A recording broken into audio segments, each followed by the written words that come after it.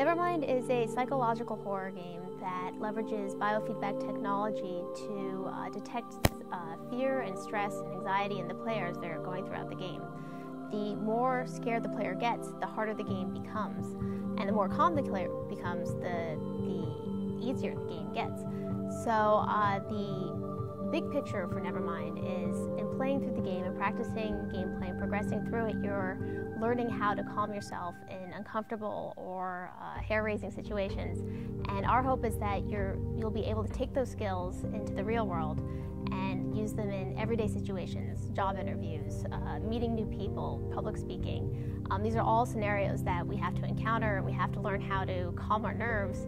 And just like anything, it takes practice. It takes a knowledge of how to do that. And Nevermind, we're hoping, will help introduce players to some of those techniques.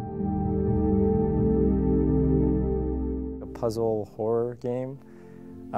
You play a character that is like kind of, I guess, like a therapist, and you work in a clinic. You try and help patients who are suffering from traumas they can't really help themselves with.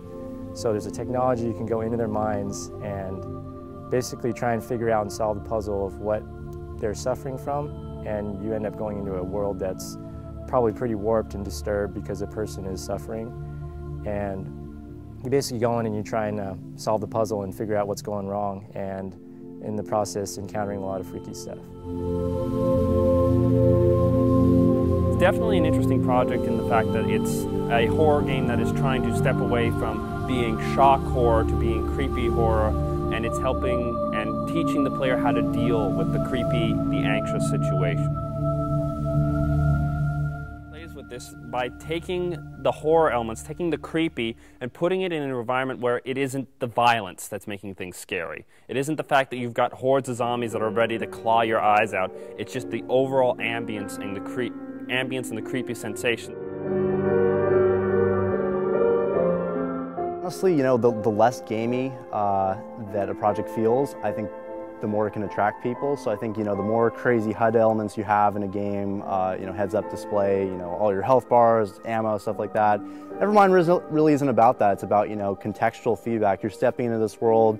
It gives you the bare minimums to know what you need to know to interact. And beyond that, it's kind of like you just get sucked in. It's like with a really good film, it'll suck you in because, you just need to know the bare minimum. Okay, there's T-Rexes, there's dinosaurs, the island's gonna explode, and you can just get invested in that type of a film. It's the same thing with the game. You have that bare minimum to entry, and you just get sucked in. So to me, it's this like whirlwind of a journey where at the end you'll hopefully be, needing therapy for like 3 or 4 years or something like that.